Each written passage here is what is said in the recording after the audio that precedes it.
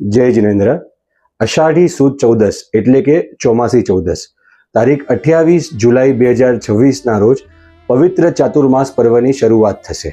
દરેક વર્ષની જેમ આ વર્ષે પણ ઘણા બધા ધાર્મિક અનુષ્ઠાનો, તપસ્યાઓ, ઉપવાસ, આંબિલ, એકાદશના અને બીજી ઘણી બધી આરાધનાઓથી જીન શાસનનો મહિમા ગુંજી ઉઠશે. તેમજ 8 સપ્ટેમ્બર 2026 થી 15 સપ્ટેમ્બર 2026 સુધી શ્રી પર્યુષણ મહાપર્વની પણ આરાધના થશે અને સમગ્ર જીન શાસનનો જય જયકાર ગાજી ઉઠશે.